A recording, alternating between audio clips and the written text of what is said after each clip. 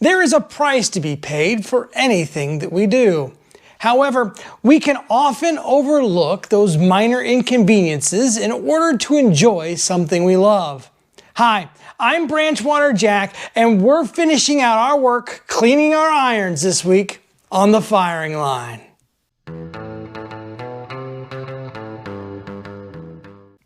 One of the reasons I often hear from folks who don't want to compete in a black powder category is that they don't like cleaning their equipment after shooting black powder. I can appreciate that thought. But many folks are often surprised about my answer when they ask me how long it takes me to clean all of my irons after a day of shooting. For me, I can do all my post-match cleaning and care in about 45 minutes or so. Takes me a little bit longer if it's been raining that day because I want to take extra care in order to prevent rust. Much like how we've run through this series, I start with the pistols, move to the shotgun, and then end up with the rifle. We'll post a link to those other videos below. But now, let's finish up by taking care of our rifle. In our first video, we quickly looked at some of the tools that I prefer to use. These dental picks can be useful in order to get into places that your fingers cannot reach. It's also good to get the gunk out of the corners, especially when cleaning the rifle. The other inexpensive tool that I will use are these cotton swabs. I'll go through several of these as I try to get into all of those nooks and crannies to get things cleaned. After I spray down my shotgun, I'm going to set the barrels aside to soak for a few minutes while I work on my rifle. I'm first going to make sure that we're unloaded and that the action is clear. I'm going to start by running a jag and a wet patch. A patch wet down with my Windex down the barrel.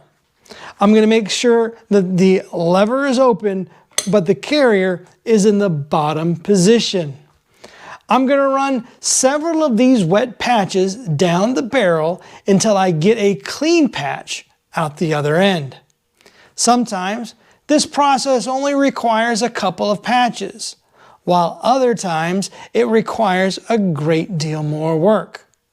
Once I get a clean patch through the barrel, I'm going to run a dry patch. We'll come back to oiling the barrel in just a bit. Now that the barrel is cleaned, we'll go about the process of cleaning the carrier and the receiver. This is where I'll use a collection of my toothbrush, picks, and cotton swabs to get all the gunk out of the receiver. I'm going to wipe down the corners, the sides, and taking care to get all those little bits out of the corners. I'm going to work until I'm satisfied that I've removed all the fouling. Now that everything's clean, I am ready to oil the gun. I'm going to start by running a patch, oiled, down the barrel. And then I'm going to oil the outside of the barrel, oil the inside of the receiver, here where the carrier is, and then all the rest of the metal parts.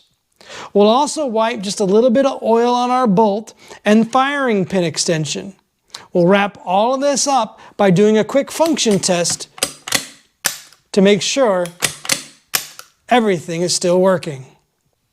Twice a year, I will completely disassemble the rifle for a deep clean.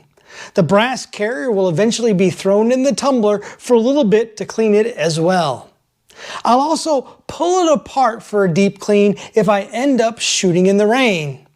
But then again, this is more to ensure that it's dried out and well oiled after the rain in order to prevent rust. I hope that you've been able to find a few nuggets of wisdom that you can use, or perhaps this series has made you consider that competing in a black powder category isn't as tedious as you were always led to believe. And for those of you who are like me or consummate black powder shooters, is there a tip that you think would help someone who is just starting to head towards the dark side? Leave your comments below, and I'll see you next time on the firing line.